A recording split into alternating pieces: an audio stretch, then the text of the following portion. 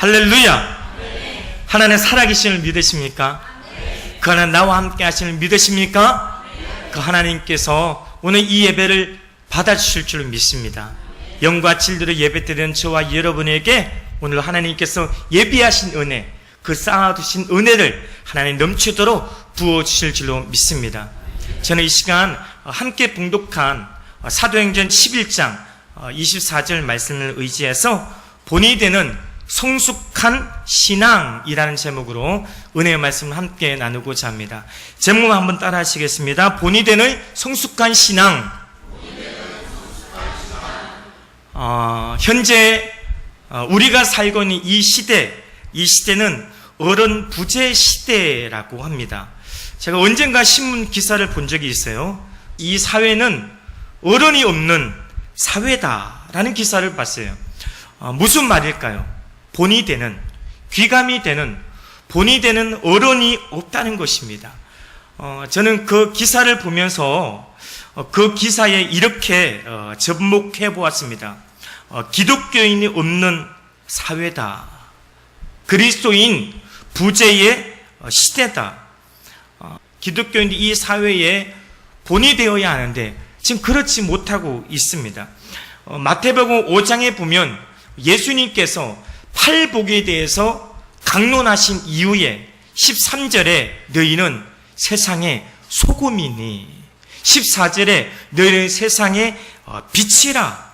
근데 오늘날 많은 그리스도인들이 빛을 잃어가고 있어요. 소금이 그 짠맛을 잃어버려 가고 있습니다. 세상을 변화시키기는커녕 세속화되어 가고 있고 그 세상 풍조에 휩쓸려 가고 있는 그런 그리스도인들, 세상의 그 어떠한 영향력도 우리가 지금 행사하지 못하고 있습니다. 본의 아닌 손가락질을 당하고 있고 기독교인인지 비기독교인인지 그 소속이 알 수가 없습니다. 구별된 삶을 살아가야 하는데 세상과 너무 잘 어울리는 사람, 그래서 예수 믿는 사람이, 교인들이 세상에 나가서 가장 큰 욕이 뭐예요? 너는 그렇게 세상과 잘 어울리니, 이것이 가장 큰 욕이라고 합니다. 사람은 사람다워야 하죠. 그리스도인들은 그리스도인다워야 돼요. 제가 신학교 다닐 때 저희 교수님이 그 칠판에다가 사람 인자를 5글자를 새겨놓고 그것을 읽어보라고 하더라고요. 아무도 못 읽어요. 그래서 그 교수님이 그렇게 읽더라고요. 사람이면 다 사람이냐? 사람이 사람다워야 사람이지. 무슨 말이에요? 사람답지 않는 사람이 있다는 거예요. 사람은 사람다워야 합니다. 사람이 사람답지 않으니까 사람이 뭐 같다 그러고 사람이 뭐보다 못하다는 그런 소리가 나오지 않습니까? 사람은 사람다울 때 아름다운 거예요. 목사는 목사다워야 하고 성도는 성도다워야 합니다. 이는 교인들이, 그리스도인들이 세상에서 무엇이 되어야 한다는 말입니까? 본이 되어야 된다는 것입니다. 빛과 소금이 되어야 될 줄로 믿습니다. 우리는 이 말에 모두가 경각심을 가져야 합니다. 나를 바꾸고 세상을 바꾼다라는 책이 있어요. 나를 바꾸고 세상을 바꾼다. 그 책의 중심 골자는 모든 변화는 나로부터 시작된다는 것입니다. 나의 작은 변화가 곧 세상을 변화시키는 힘이라는 것입니다. 우리는 본받아야 됩니다. 우리는 본받아야 되는데 누구를 본받아야 합니까? 하나님을 본받아야 돼요. 왜요? 하나님의 자녀니까. 하나님의 자녀는 하나님을 본받아야 합니다. 자식이 부모를 닮는 것은 당연한 것입니다. 모든 그리스도인의 삶은 사실 그 삶 자체가 묵상이 되어야 합니다. 묵상. 저도 삶 속에서 참 많은 묵상을 하는데 삶 속에서 그 말씀을 묵상하다 보면 그 하나님의 그러한 임재, 하나님 그 함께 하심이 그냥 그렇게 느껴집니다. 그래서 어떤 때는 하나님이 두려울 때가 있어요. 워낙 실수를 많이 하다 보니까 말씀에 비춰보면 부끄러운 삶을 살아가고 있다 보니까 하나님이 그 임재가 느껴지고 나와 함께 하심이 느껴지니까 언제는 막 하나님이 두려운 거예요. 그래서 제가 어렸을 때부터 지금까지 저희 기도 첫 소절이 뭐예요? 참 좋으신 하나님. 그렇게 나온 이유 중에 하나가 그거예요. 두려우니까 고백을 하는 거죠. 우리의 기도를 들으시는 하나님, 하나님은 축복을 주신 하나님, 그 하나님은 나에게 참 좋으신 하나님이시다. 이렇게 삶이 늘 묵상이 되다 보니까 보고 듣고 느끼는 모든 것이 그냥 예사롭지가 않은 거죠. 대수롭지 않고 말씀으로 조명해보고 말씀을 접목시켜보고 말씀으로 묵상하다 보니까 그것들이 다 저에게는 그런 설교 소스가 되더라고요. 때는 화요일이었습니다.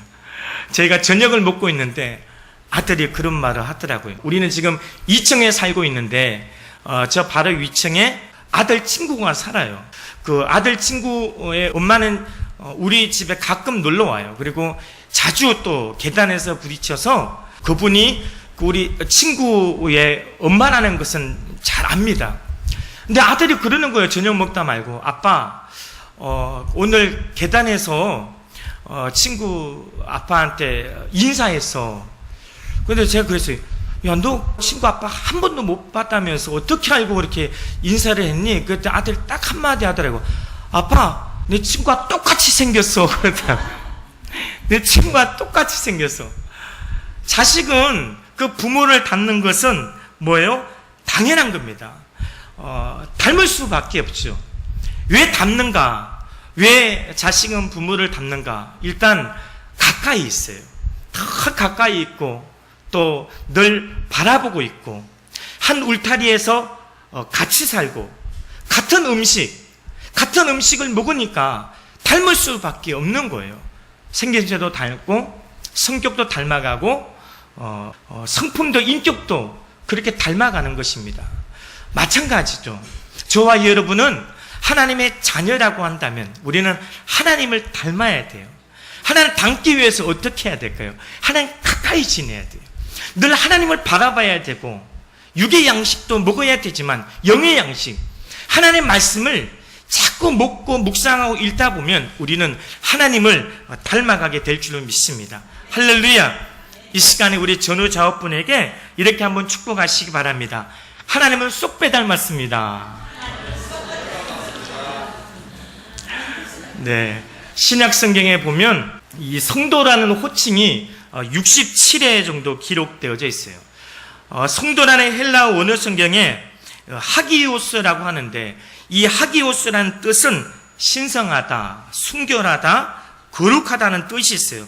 성도의 거룩함이 어디에서 나옵니까?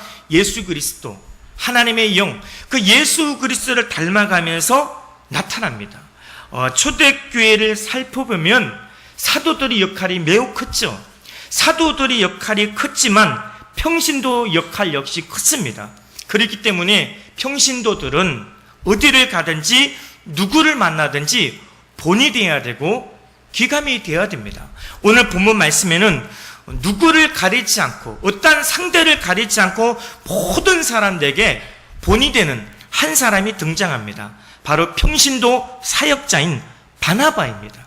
저는 이 시간 그 바나바에 대해서, 바나바의 그 성숙한 신앙인 바나바에 대해서 함께 살펴보면서 은혜를 나누고자 합니다. 오늘 본문의 시작에 보니까 바나바는 착한 사람이요 라고 시작을 하고 있어요. 착한 사람의 가장 큰 특징이 무엇입니까? 착한 사람의 가장 큰 특징은 남에게 일단 피해를 주지 않습니다. 남에게 피해를 끼치지 않고 남에게 덕을 끼칩니다. 마태복음 5장 16절 말씀에 보니까 이같이 너희 빛이 사람 앞에 비치게 하여 그들로 너희 착한 행실을 보고 하늘에 계신 너희 아버지께 영광을 돌리게 하라. 이 말씀의 진정한 의미가 무엇입니까? 착함은 행실로 나타나야 됩니다. 착함은 행실로 나타나야 된다. 그래서 신앙 생활이 그리스도인이라고 한다면 은행일치가 돼야 돼요. 말과 행동. 그리스도인이 한다면 신행일치가 돼요. 믿음과 행동이 하나가 되어야 합니다. 그것을 본 사람들이 하나님께 영광을 돌리는 것입니다. 믿는 자는 어디를 가든지 욕을 먹으면 안 되는 이유가 바로 거기에 있는 것입니다.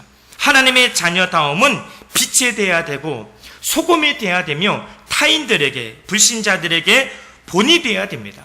사도행전에 보면 바나바 이름의 가장 먼저 등장한 곳이 사도행전 4장 36절 말씀이에요. 그 말씀에 보니까 이렇게 기록되어져 있죠. 구보로에서 난 레위족 사람이 있으니 이름은 요셉이라. 사도들이 일컬어 바나바라 하니 번역하면 위로의 아들이라. 위로의 아들.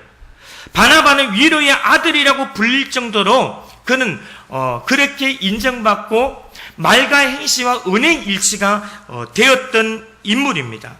성경에서 말하는 바나바의 착함, 그 착한 사람의 그 특징 중에 하나가 무엇이었냐? 바로 칭찬과 격려입니다. 칭찬과 격려. 바나바는 늘 사람들을 칭찬하고 늘 사람들을 격려하고, 그래서 사도행전 4장 36절은 사도들이 평신도였던 성도였던 바나바를 가리켜서 그는 위로의 아들이다. 얼마나 많은 사람들을 칭찬하고 격려하고 권면을 했던지 사도들이 그를 이끌어서 그는 위로의 아들이라고 했습니다. 우리 주변에도 이처럼 칭찬과 격려와 권면, 또 위로가 필요한 사람들이 많이 있습니다. 왜요? 우리가 살고 있는 이 세상이 다 같이 힘든 세상을 살아가고 있기 때문에 그 어느 때보다 따뜻한 사랑이 담긴 말 한마디가 필요할 때라는 것이죠. 성경은 말의 중요성을 강조하고 또 강조하고 있습니다. 죽고 사는 권세가 혀에 달려있다고 말씀하고 있어요. 잠언서 10장 19절 말씀해 보니까 말이 많으면 허물을 면하기 어려우나 그 입술을 제어하는 자는 지혜가 있느니라. 야고보서 3장 2절 말씀해 보니까 우리가 다 실수가 많으니 만일 말에 실수가 없는 자라면 곧 온전한 사람이라 능히 온몸도 굴레 씌우리라. 말이 많으면 허물이 많고 말이 많으면 실수가 많다는 것입니다. 교회든 세상이든 말을 좋아하는 말쟁이든 사실 긍정적인 사람들이 별로 없습니다. 수군대는 사람, 투덜대는 사람, 남의 말 하기를 좋아하는 사람, 남의 험담을 하고 남의 말을 옮기는 사람. 그런데 그 다른 사람들의 그러나 험담을 옮기다 보면 그 옮기는 사람이 그 나쁜 것에 전염이 된다는 것입니다. 예를 들어 과자 공장에서 과자를 옮기는 사람은 과자 냄새를 배게 되죠. 향수 공장에서 향수를 옮기는 사람은 향수 냄새가 나요. 인분을 옮기는 사람은 인분 냄새가 나는 것입니다. 우리의 말도 마찬가지예요. 다른 사람들의 험담을 옮기다 보면 그 험담에 물들게 되어 있고 그것이 내게 나쁜 습관이 되는 것입니다.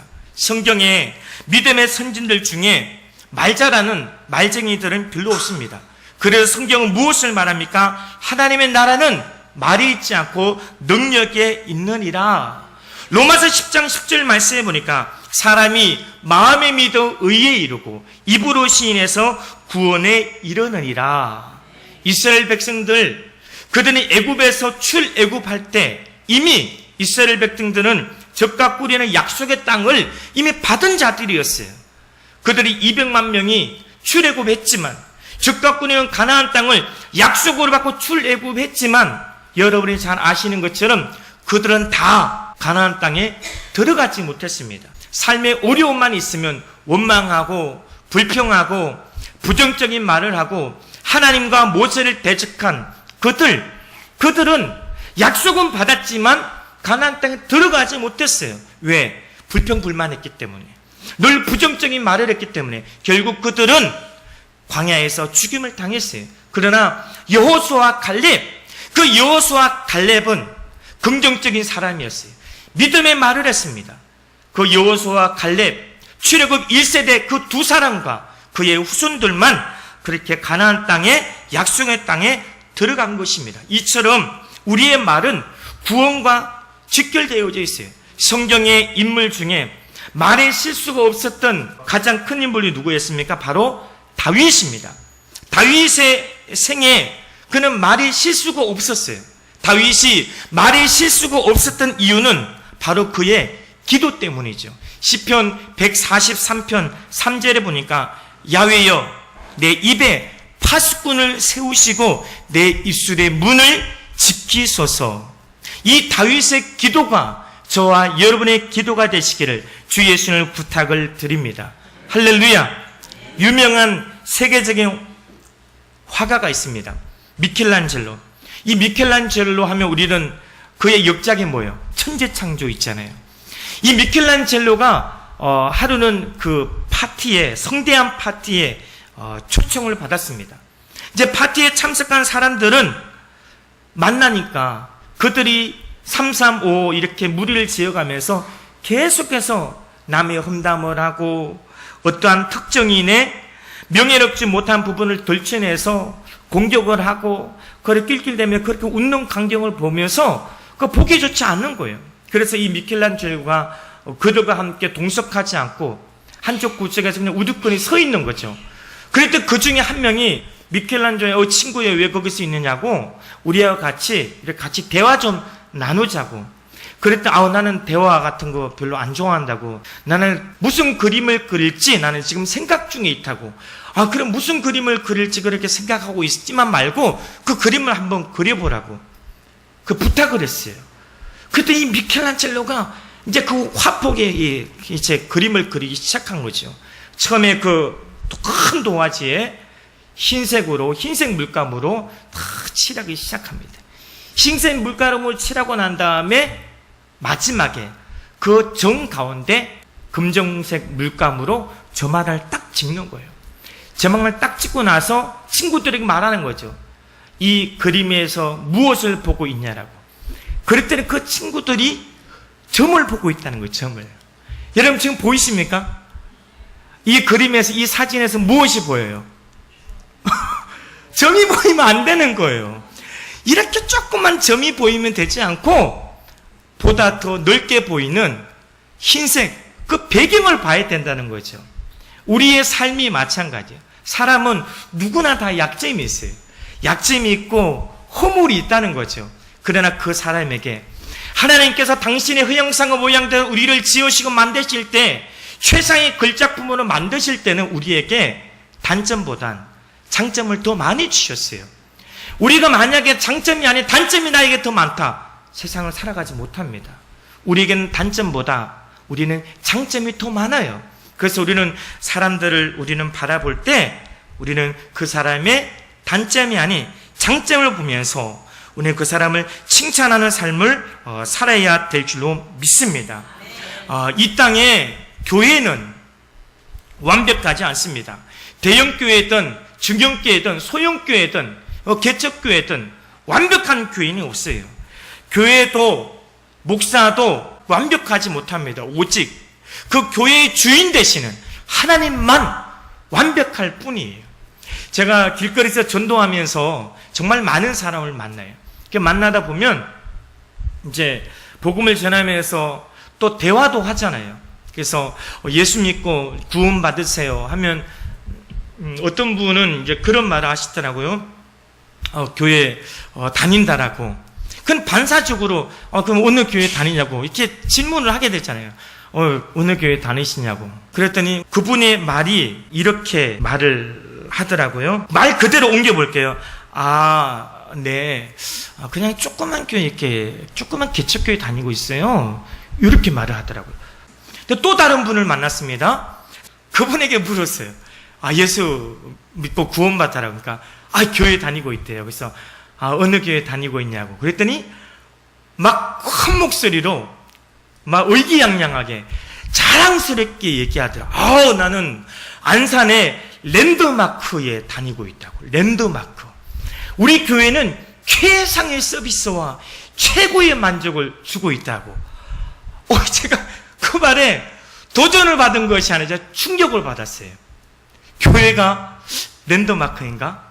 교회는 랜드마크가 아니잖아요. 교회가 무슨 호텔이나 백화점도 아니고 최상의 서비스와 최고의 만족감을 드린다. 교회는 건물이 아니잖아요. 그 말에 의하면 대형교회 하나님은 큰 하나님, 큰 아버지고, 작은 교회 하나님, 교회는 그 하나님이 작은 하나님, 작은 아버지 아니잖아요. 초대교회 이 바나바 초대교회 성도들에게 그들은 신앙생활이 편하게 신앙생활 한다는 것은 있을 수도 없는 일, 아니 상상조차 못합니다.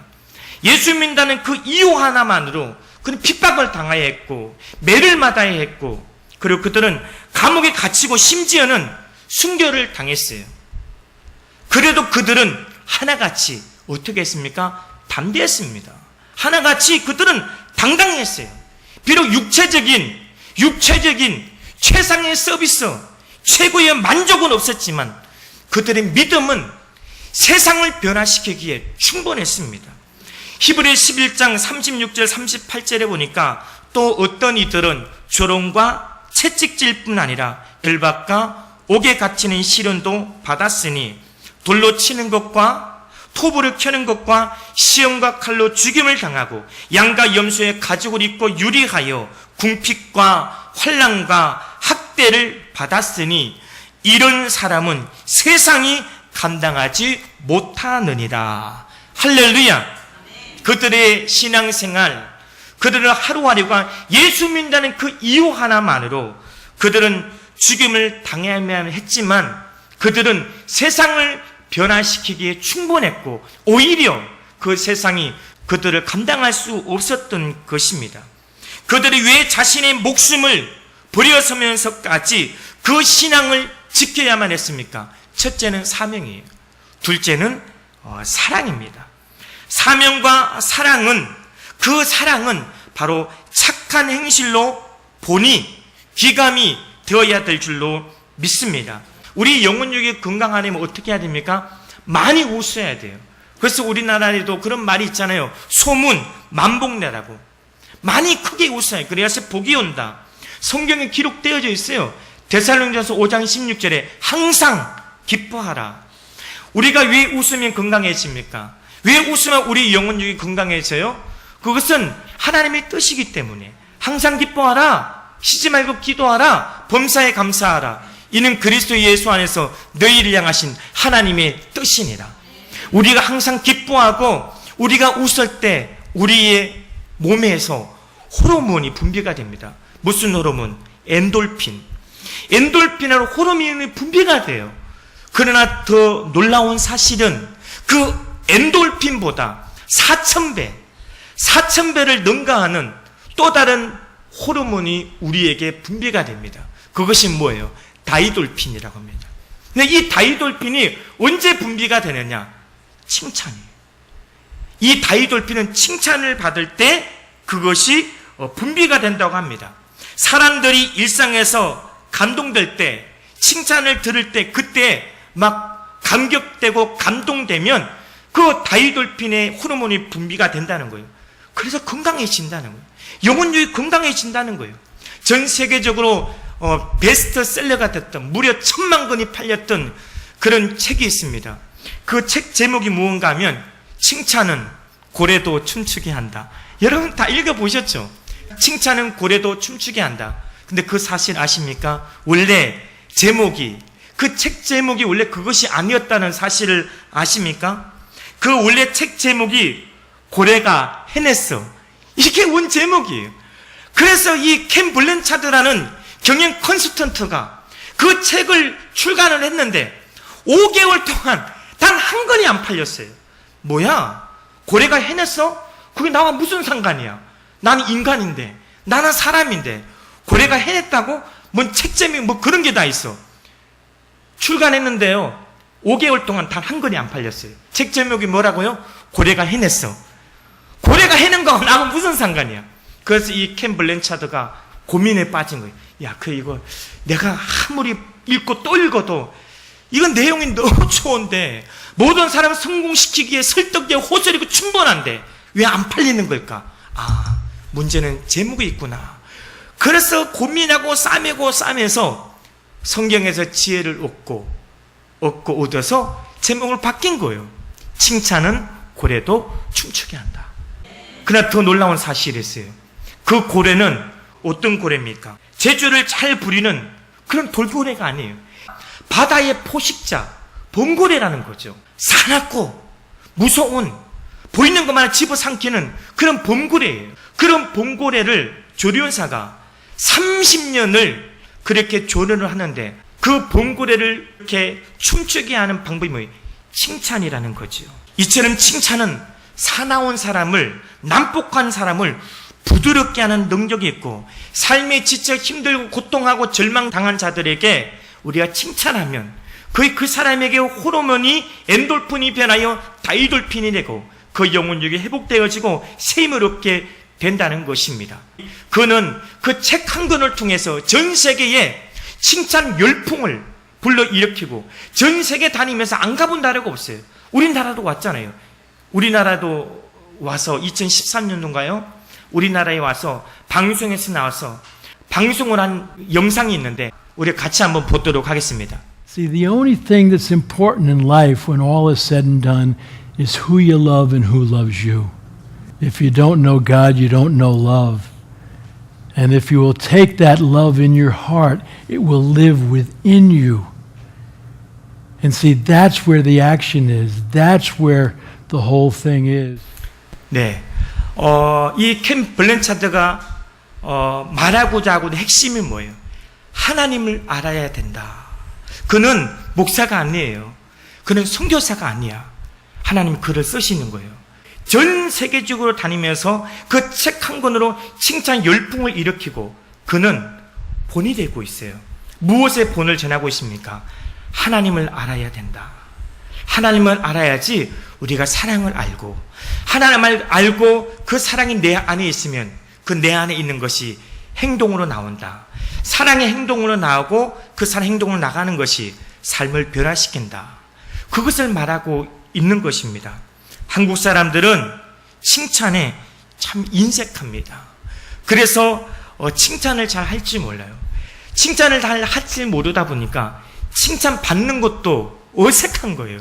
누가 칭찬을 해주면 뭐 어색한 거예요. 그것이 누가 예를 들어서 집사님 넥타이가 너무 잘 어울린다고 그러면 아유 하나님의 은혜입니다. 감사합니다. 그래야 돼.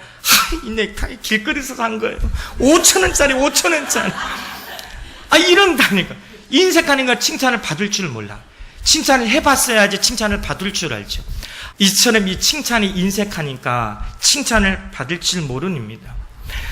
건강한 교회, 건강한 성도, 우리의 영혼력이 건강하기 위해서는 많이 웃어야 되고 많이 칭찬하고 격려해야 되고 그것이 곧 나의 것이 됩니다. 우리 주보 뒷면 보셨죠? 뒷면에 보면 최고의 칭찬이 거기에 실려 있는 거예요. 당신이 최고입니다. 당신이 최고입니다. 옆에 분과 한번 인사해 주세요. 축복해 주세요. 당신이 최고입니다. 예, 제가 여기서 보니까 정말 최고분들만 여기 앉아 있는 것 같아요. 그리고 거기에 우리 인사가 있죠. 감미고 사추. 다 성경에서 나온 거예요. 감미고 사추. 감사합니다. 미안합니다. 고맙습니다. 사랑합니다. 축복합니다. 교회는, 성도는 칭찬과 격려, 이것을 인색하면 되지 않아요. 아무리 강조해도 지나치지 않는 하나님의 축복의 통로가 될 줄로 믿습니다. 둘째, 성령과 믿음이 충만한 사람이었다. 성령과 믿음이 충만한 사람. 오늘 본문에 보니까 성령과 믿음이 충만한 사람이라 바나바는 성령과 믿음이 충만한 사람이었습니다. 성령과 믿음, 이 둘은 서로 뗄래야 뗄 수 없는 불가분의 관계예요. 성령 없는 믿음 약합니다. 믿음의 힘을 제대로 발휘할 수가 없어요. 또한 믿음이 없이는 성령 받을 수 없습니다. 예수님의 제자들은 믿음이 있었어요. 나름대로 열정도 있었어요. 예수님을 향한 목숨을 내 바칠 정도의 믿음이었습니다. 그런데 그들에게는 무엇이 없었습니까? 성령이 없었어요. 성령이 없는 그들은 믿음은 너무나도 나약했고 무기력했습니다. 예수님께서 로마 군사들에게 잡혀가실 때 제자들은 하나같이 다 뿔뿔이 흩어지고 도망갔습니다. 예수님 잡히기 전에 마가복음 14장 31절에 보면 베드로가 힘있게 말하되 내가 주와 함께 죽을지언정 주를 부인하지 않겠나이다 하고 모든 제자도 이와 같이 말하니라. 베드로, 수제자 베드로, 주님, 저는 죽을지언정 주를 부인하지 않겠습니다 라고 큰 소리 쳤더니 그 제자들도 같이 그렇게 말했답니다. 그렇게 큰 소리 치고 혼장담했던 그 제자들은 아직 성령이 없었어요. 다 도망갔습니다. 그들에게 아직 성령의 체험이 없었기 때문입니다. 그러나 예수님께서 승천하신 이후에 마가의 다락방에서 약속하신 성령을, 그들의 성령 충만함을 체험하게 됩니다. 성령 충만을 받자 그들은 완전히 변화되어졌어요. 비겁자였던, 겁쟁이였던 제자들은 180도 변화되었습니다. 자기 생명을 위협하는 그 사내들인 공회 앞에서 지휘고하를 막론하고 담대하게 복음을 전했습니다. 초대교회 때부터 오늘날까지 지금 우리는 교회 시대에 살아가고 있습니다. 교회 시대는 곧 성령 시대예요. 성령 시대에 성령 없이 산다는 것은 불가능합니다. 성령은 곧 하나님의 영이에요. 성령이 하시는 일이 무엇입니까? 성령이 하시는 일은 로마서 8장 26절에 보니까 성령이 우리 연약함을 도우시나니, 성령이 우리 연약함을 도우신대요. 이 말씀은 우리가 약함을 전제하고 있습니다. 우리는 약합니다. 육체가 약하고 믿음이 약하고 우리 의지가 약합니다. 이렇게 우리가 약하지만 우리가 강하게 되는 것은 성령 충만입니다. 세상에 속해 있는 것들은 저와 얘의 영적 건강에 조금도 유익하지 못합니다. 세상의 즐거움, 세상의 달콤한 유혹을 이기는 것은 내 의지, 내 결단만으로는 절대 불가능해요. 우리는 성령 충만함을 받아야 합니다. 에베소 5장 18절에 술 취하지 말라. 이는 방탕한 것이니 오직 성령 충만함을 받으라. 데살로니가서 5장 19절에 성령을 소멸치 말라. 우리의 싸움은 눈에 보이는 혈과 육에 대한 것이 아닙니다. 눈에 보이지 않는 영적인 싸움입니다. 저와 여러분이 그런 영적인 싸움에 백승하기 위해서는 첫째도 성령과 믿음 충만, 둘째도 성령과 믿음 충만, 셋째도 성령과 믿음 충만이 되어야 될 줄로 믿습니다. 할렐루야! 흔히 우리 신앙생활을 마라톤에 비유를 합니다. 마라톤에 비유하는데 마라톤 경기에서 없어서는 안 될 선수가 있어요. 바로 페이스메이커입니다. 페이스메이커. 여러분 들어보셨습니까? 페이스메이커라고 영화에도 나왔어요. 이 페이스메이커 역할이 있어요. 그 역할이 뭐예요? 우승 후보 선수. 이 마라톤 대회에서 우승 후보 선수가 중도에 포기하지 않게끔, 중도에 포기하지 않고, 그리고 그 선수가 완주할 수 있도록, 우승할 수 있도록 앞에서 돕는 역할을 하는 것이 페이스메이커입니다. 우리의 신앙생활이 중도에 포기하지 않고 좌절하지 않고 끝까지 꼬린 지점까지 완주할 수 있도록 도와주시는 진정한 페이스메이커는 바로 성령 하나님인 줄로 믿습니다. 그분을 삶 속에서 날마다 인정하고 환영하고 모셔드리고 의지하셔서, 그래서 이 영적 싸움에 이기시고 하나님께는 영광이요 나라는 모든 지인들에게 본이 되는 성숙한 신앙인들이 다 되시기를 주 예수님을 간절히 축원합니다. 기도하겠습니다.